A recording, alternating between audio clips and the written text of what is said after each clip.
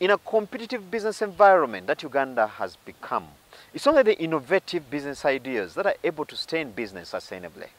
Well, this entrepreneur is doing exactly that. Innovate to stay in business.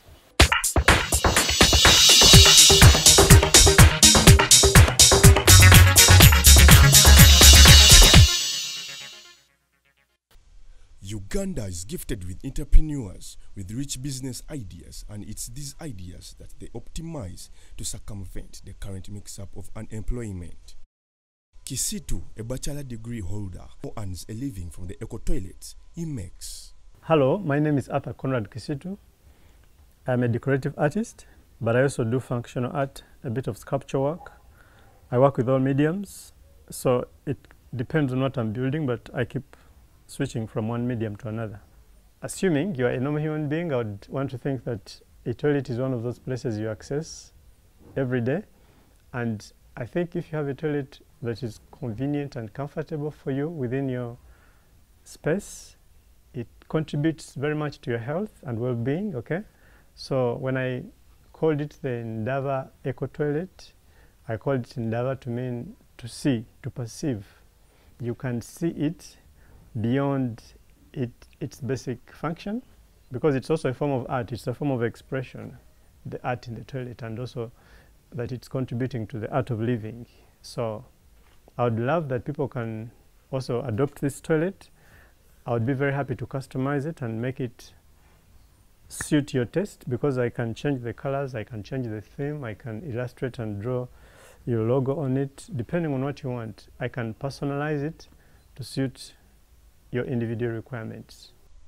Kisitu explains that to come up with the Ndava Eco Toilet, the idea was to meet the needs of those who can't afford water toilets and also people with disabilities.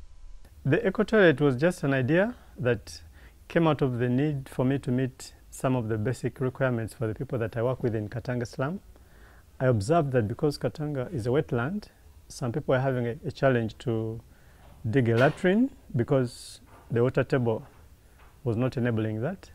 So as a matter of fact, I know that there are some organizations that have been able to also put up some water toilets that people can flush, but some people cannot afford the toilets, and also some people might be challenged when they have like a disability.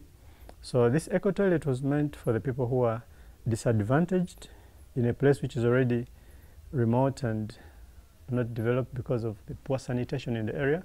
So the very first beneficiaries of my project were meant to be those people who cannot afford a water toilet but would like something decent and affordable. So how is this kind of toilet maintained? I can assure you that as long as you don't mix the liquids with the solids, it does not smell. Okay? So you just need to make sure that the solids, like after helping yourself, you put some ash to neutralize the smell, and then you mix by rotating that manual handle. Or if you don't have the time to do that, you can just switch on the fan, which has a battery that powers it. The fan will be able to suck out the moisture, and then within a few minutes, okay, I could say a few hours, the solids are dry, and once they're dry, you cannot smell anything. The Ndava Eco Toilet was designed in a way that enables the user to use it easily.